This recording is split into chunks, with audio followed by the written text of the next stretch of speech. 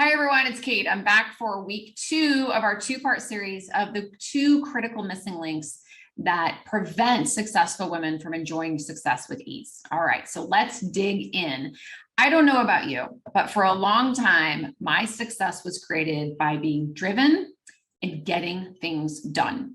And when you're ambitious and you're young and you're new in your career, like that is what you're doing. Like I made copies at the copy machine up until midnight, and I was proud of myself because that's what I needed to do to demonstrate that I had what it took to, really survive in my career, but also that I was willing to do whatever it took to learn what I needed to learn, right? And we get into these habits, and I've talked about this before, proving ourselves, and proving ourselves as women. But when you talk about being successful, and you recognize now that you're at a point in your career where it should be feeling easier, it's not always that you're just, insanely addicted to your career and you just can't stop working, all hours of the night. Sometimes that's a big piece of it for us because, quite frankly, we love our careers. But the other piece of it is not knowing how to really operate, I'm going to call it at an optimal level in this arena. And what I mean optimal level, I don't mean delegation and leadership. I mean physically and mentally, because delegation isn't going to do it. It is not about gratitude. I mean, I like gratitude, and I think that's a missing piece in our culture, but gratitude ain't going to do it, sister. It's not about mindfulness and meditation and all those things. All of those are wonderful strategies. I love delegation. I love mindfulness. I love meditation. I love gratitude. That's fine. It is understanding what you're really after at this level that you're missing. And it is not time. You guys have heard me say that before, right? What a lot of us think is like, oh gosh, I just need more time. Or, I need less responsibilities because it feels like we have the job, we have our team, we have families, we have dogs, cats, kids, aging parents, all this stuff. Like I just need time for myself. And I'm not arguing that you don't. But what I'm saying is it's not a straight shot. And what so many of us successful women are looking for is like, what's that one thing? Is it meditation? Ooh, if I meditate, it'll all just feel so great now. No. Is it more time for yourself? Sometimes that works, but how many of you have ever had a day where, meetings canceled and all of a sudden you're like, okay, I have time for myself. What do I do? Like, we don't know what to do. Or you run out to go play tennis because you love to play tennis. You're like, oh my God, I haven't played tennis forever. And you go play tennis and it sucks. And you're just like, oh my God, like I have finally had 3 hours to go play tennis and I hated it, or it was hard and it wasn't fun and it just wasn't enjoyable. Or like this has happened to me quite a bit, like in my marriage, my partner will say, Kate, I'll take the kids out on Saturday and you can get caught up on stuff. And I'm like, oh gosh, that kind of makes me feel guilty, but yeah, thanks. And he'll take the kids out and then I'll sit around on Saturday and I will just like watch, TV for hours and be like, I just wasted the day, or I just miss them. Like, instead of being like, oh man, that felt so good. I was in flow. I just did things around the house and I worked out and I made my favorite, whatever lunch that I never have time to make in the week. You just kind of putz around and you miss your kids. And the reason for this, and this is what's causing us to suffer in our success and why success isn't easy, is we don't understand how to operate optimally. So the way we teach it is we teach you how to identify your biological and your psychological needs. I don't know how to say that in a way that makes it sound sexy because it's not. Operating at peak performance, maybe that would be something that would sound sexier. I don't know. But I didn't understand this all throughout my career. I just drove myself into the wall till I became exhausted. I dropped, I slept for a couple days, ate a little bit better, went and did some fun stuff, refreshed myself, propped myself back up, and then, ran at the target at work, like flat out again until I dropped. And then, you can only do that so long before you burn out. I mean, for me, that cycle probably started when I was 11, when I first started working, but let's just say maybe more realistically 15, 16, when I really was like going to school, had a job in the afternoon, was earning money, looking towards college. You know what I'm saying? Like all of a sudden life became a lot of like going towards a goal, achieving a goal, working towards this goal. So by the time I burned out, I had been doing this 15, almost 20 years, let's say between 15 and 20 years, this cycle of drive, drop, try to recover, come back at it, drive, drop, try to recover. That is not enjoying your success ever. And as we all know, you do that for 10, 15, 20 years, and then you're supposed to arrive at this place where you're given this platter of ease. That's just not going to happen. That's just not, I know it sounds great. Our culture talks about it, and you look at magazines and you think, oh, well, these people just have this easy life. No, they're miserable like everybody is. So the whole point is our culture has given us a formula for well-being and enjoying our success that doesn't work. And so that formula doesn't work. So what's the formula that works? The formula that works is understanding what your biological and psychological needs are. Okay, that doesn't mean like your psychology of like, well, I understand as a kid, I was rewarded for A's and therefore I'm a workaholic. Well, you understand that, but understanding your past can inform you and help you. And we do use that when we work with our clients. That'll help you better understand why you're wired this way, but that's still not going to help you enjoy your success with ease. It can start helping you change some behaviors, but I'm just saying, like, without changing any behaviors, one of the first things we do for our clients is just help them improve how they biologically and psychologically enjoy their life now without changing anything. You can be working 70 hours a week, back-to-back surgeries, back-to-back meetings, living on airplanes. I get it. And when you can learn how to optimize how you psychologically and biologically live by meeting your needs biologically and psychologically, not the needs that are written about in social media, not the needs that are written about in self-help books, not talking about that. I'm talking about your actual biology. You know what? You feel really good. I don't know what else to tell you, ladies, like you just feel great. Because now, like my life now, and what our clients experience if they really, are committed to this process of living a needs-based life, what we call a needs-based life, is you just feel good. You're not happy. I'm not saying you're happy all the time. Like bad things happen in life, sad things happen in life. You're not running around just like, eating bonbons and just relaxing, on a chaise lounge while people fan you. I mean, that's nice, but that's kind of boring after a while. You just feel good. You just feel like I'm living life well. Yes, there's challenges. Yes, my job is 80 hours a week sometimes. Yes, sometimes my kids misbehave and bring home, F's on the report card. Yeah, sometimes I fight with my partner, but I feel really good.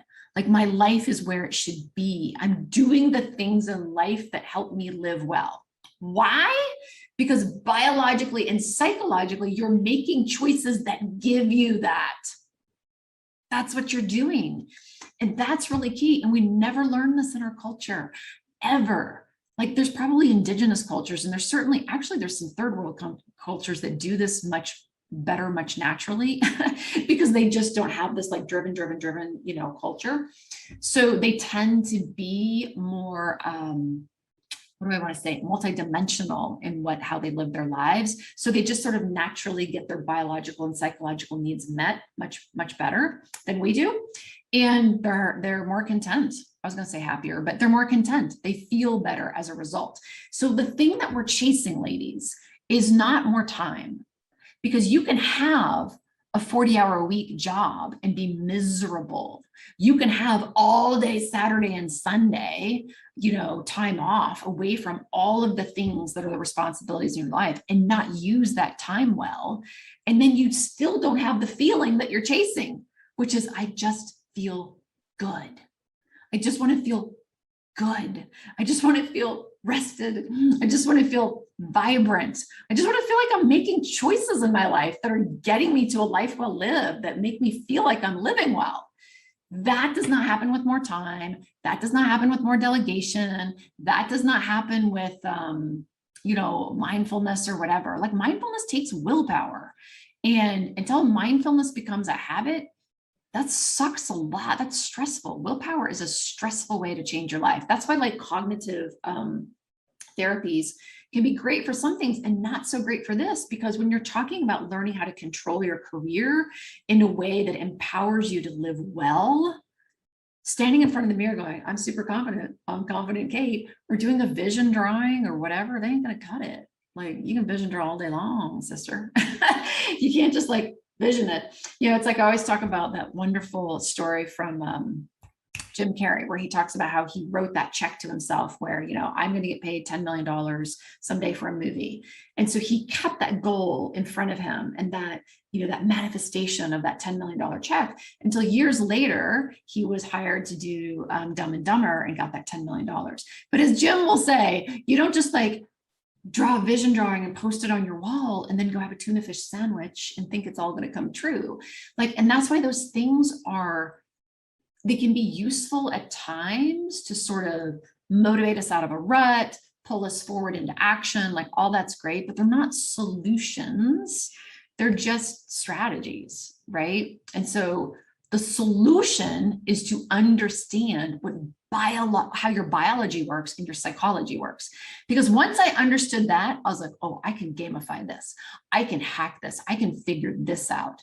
And so once I understood, for example, let me think of an example. Okay. Believe it or not, we all have a biological need for flow, for rest. I don't mean sleep, I mean flow. Like, do you know that experience you get when, I don't know, what's something you love to do? Like maybe it's listening to really cool music that you love and you put the music on, you got your headphones on and whatever you're doing, you're dancing around the house, you're driving in your car and you just lose track of the world. And you just like, you're driving at your destination. You don't even know how you got there. You're like, oh my gosh, that was amazing. Or you go to someone's wedding and you dance the whole night away and you're like, oh, that was amazing. And you forgot about everything else in your life. You were just in that moment of dancing at your friend's wedding. You guys know this, right? Okay, that's flow. That's what we're talking about. Just this like singular, like I'm in the moment and all the stuff around me is not bothering me. Did you know that is a biological need?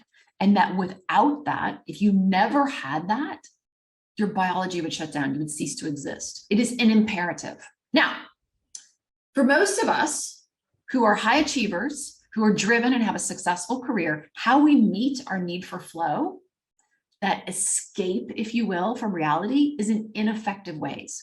And whatever it is for you, it's going to be different for everyone. And that's why there's no one thing. That's why I can't come on this broadcast and go, here's the 5 things you need to do, and it'll completely change your life and you'll have control of your career, because it's different for everyone, right? So for me, like what I used to do is I would come home after a long day of work and I would eat. Eating was one. That was one way that not only I nurtured myself, but I got flow. Because the minute you're just eating that cheesecake, like that for me, cheesecake or chocolate chip cookies, that is my thing. I could escape the world. The world would just disappear. And it was only fleeting. It was only for a few minutes, which of course means now you got to shove more stuff in your mouth to get that feeling again. But it gave me the flow, the escape, the distraction from my life, the disconnection I needed from the stress of my career in that moment. So that's ineffective because it results in gaining weight, right? It results in, heart disease. It results in things that I didn't want. But it was I wasn't aware of my biology. So that, I knew I was doing something I shouldn't do, obviously, which then created more shame, which then created, a real negative cycle. But that's something that, a lot of women will do for flow. It could be something like reading, a silly magazine, like, some whatever, blah, blah, blah, glamour girly magazine. And the whole time you're like, oh, I should be reading, HBR, I should be reading The Economist. And here I am. And like, you're mad at yourself because you're reading some silly magazine. Maybe not. Maybe it's okay for you to read that silly magazine. Now, if you're reading that silly magazine night after night after night after night after night, you're ignoring your family, you're ignoring your health, you're staying up late at night, you're not getting sleep. What's happened is this ineffective strategy for flow has taken over and it's causing you to sacrifice all these other needs, and that is ineffective. But if you don't know that, like I didn't know that, did you know that you had this need? No, you just do it. And then you shame yourself for like, well, but when you know what you need is flow, you're like, wait, I need flow. Eating cheesecake is okay every now and then.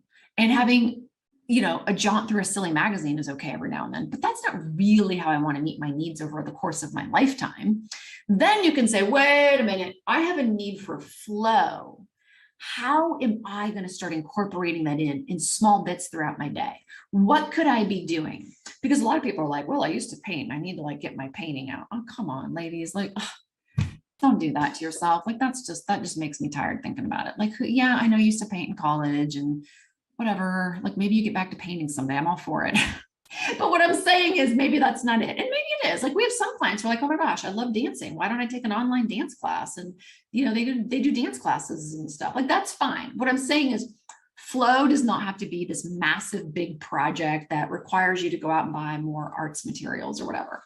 The point being is you can start curating flow as one of the needs you have to elevate how you feel in your life and disconnect from stress in small ways throughout your life, if you know that it's a biological need. But if you don't know it's a biological need, how are you going to do it? So you don't do it well, you do it ineffectively. Therefore, you biologically and psychologically never get the effect of effective flow. And you continue to live a miserable life and you quit your job thinking the only thing left for me to do is quit my job. Does that make sense? No, it doesn't make sense, but it's what we're all doing because we don't know. So this is really key. If you don't understand how to master or understand, just don't even master it. Just understand your biology and your psychology, which is part of it. If you don't understand that, like that's what creates a well-lived life, then you can take the container of our culture and adapt that to what you now understand. That is what needs to happen in order for you to live effectively and well. Does that make sense?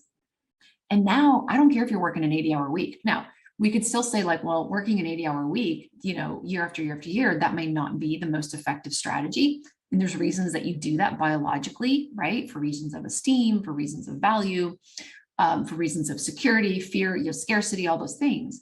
And those are psychological ways that we meet our needs. Again, they're ineffective. It's like eating ice cream or eating the cheesecake.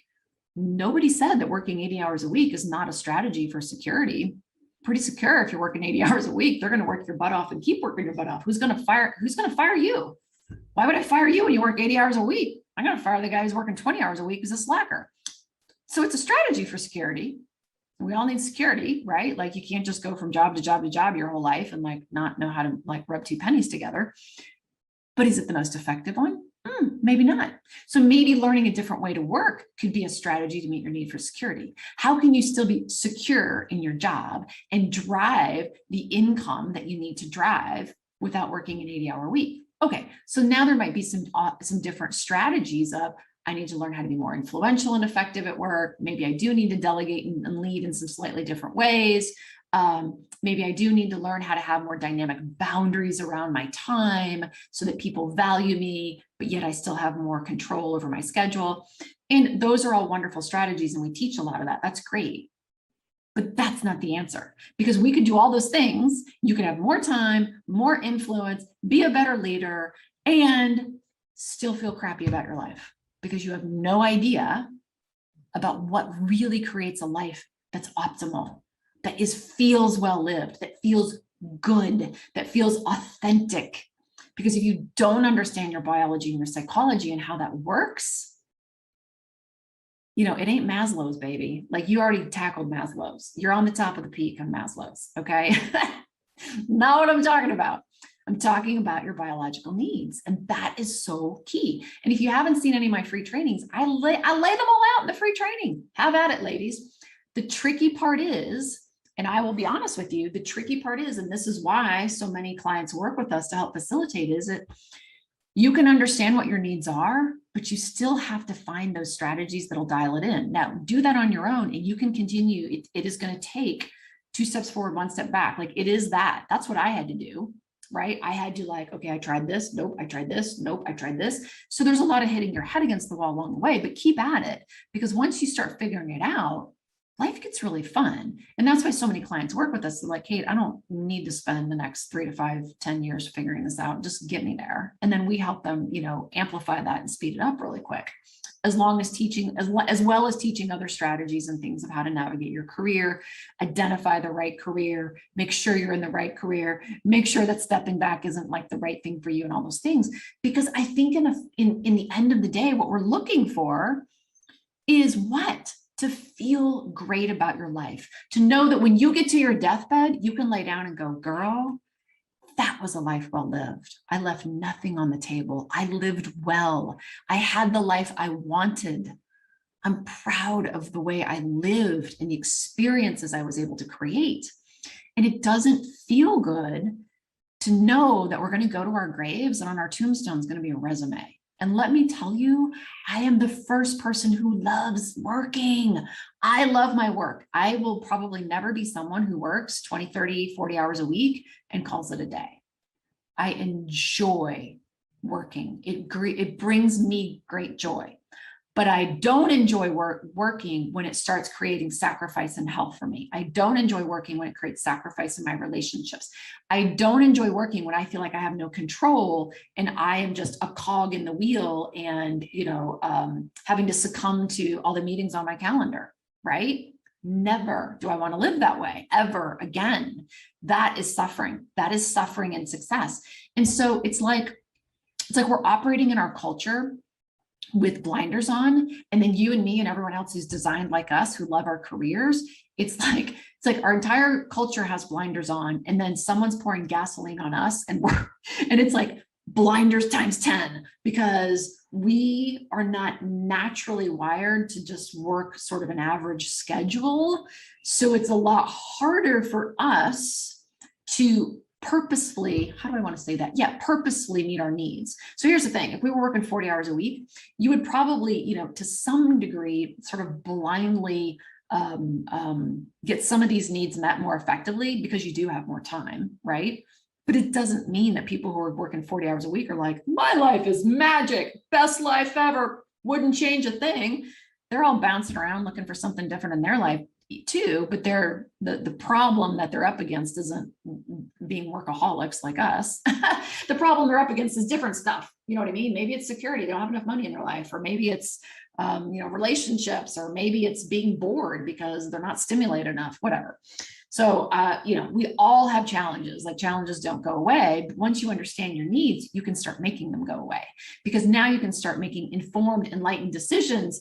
Oh, this is why every time I choose this decision, whatever, I mean, this is obvious, eating cheesecake, it doesn't get me the effect I want. Or, oh, every time I lead like this and I have this conversation with someone, it doesn't get me the effect I want. Or, oh, every time that I have this all or nothing, approach to my life, because once you're all or nothing, you're all or nothing about work, you're all or nothing about play, you're all or nothing about health. Oh, no wonder that's not an effective way to meet my needs, because I need some leisure, I need some flow, I need some autonomy, I need some freedom in my schedule, or I need some freedom in the people I'm around, or I need some freedom in how I make choices in my life.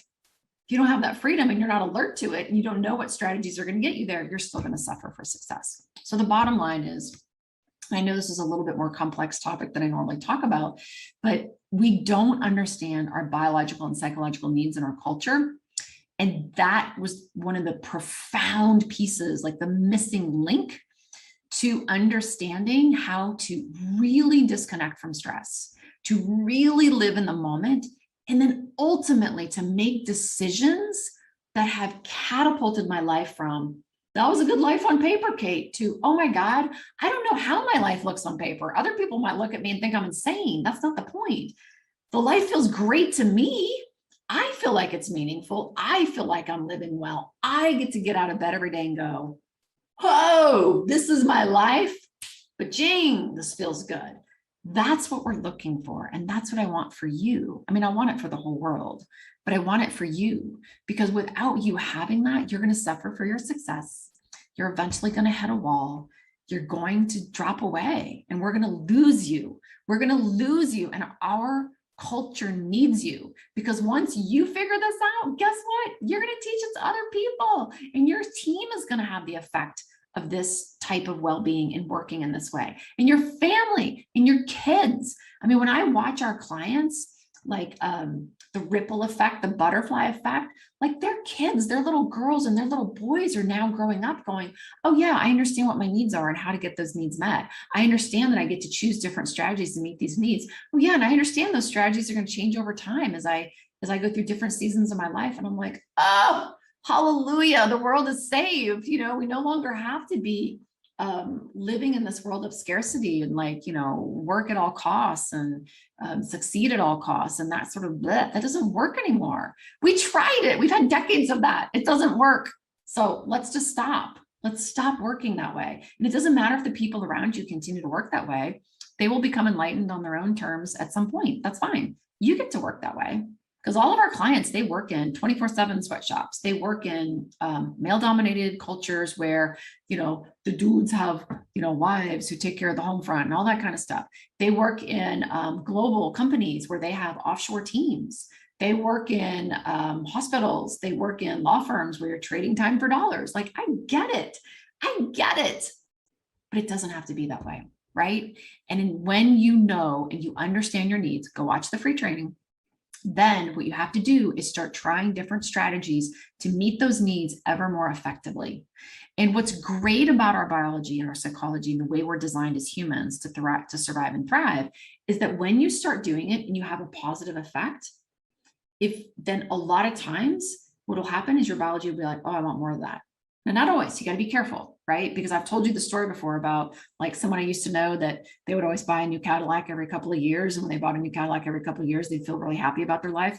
It was a positive effect, but it was very short term. And I had a positive effect every time I put cheesecake in my mouth because that first bite of cheesecake, ooh, that feels good. Very positive, right? So it doesn't mean that every strategy you're going to try is going to be like, oh gosh, this is so positive. But the point being is you're going to try some strategies, you're going to give them some time, and you're going to go, wait a minute, reading that silly magazine for 5 minutes at the end of the day before I step into my home life, that really works for me. I've tried it for the last couple of weeks. That's magic. And then because you've done it for a couple of weeks, maybe a couple of days, whatever it is, your biology is going to go, oh, she likes this. Let me keep doing it. And then you keep doing it. And now all of a sudden you have this wonderful thing, this wonderful strategy that you chose specific to you. I didn't tell you what to do. I didn't tell you to go meditate or write in a journal. I don't know if that's good for you or not. You chose this strategy. You tried it and it worked. And it helps you now walk into your home life with more energy and being more disconnected.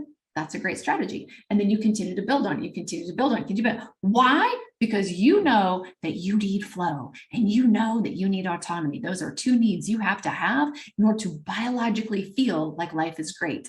And you start weaving those in between the fabric of this cultural, I don't know, what do I want to call it? This cultural painting that we've all been given, and you start dotting it with these things. And before you know it, I always say it's like a bowl. It's like you're a mad scientist. You're just pouring all this stuff into the bowl, and the liquid in the bowl just keeps getting richer and juicier and fuller, and the bowl gets full, and that bowl is your life. That bowl is your life, and it feels magic. Does that make sense? Awesome. Well, look, it's been great. This has been a long broadcast. I want to cut it there. Please watch that free training. Understand what your needs are. Start trying strategies. If you can't dial it in, don't keep banging your head against the wall. Don't walk away from your career. Don't leave a leadership position where you can have impact and change the world. Come and have a call with one of our coaches. See if it's a fit to work with us. If we're going to be great for you and you're going to be great for us, that would be magic for us as well. Cool? All right. I'll talk to you next time.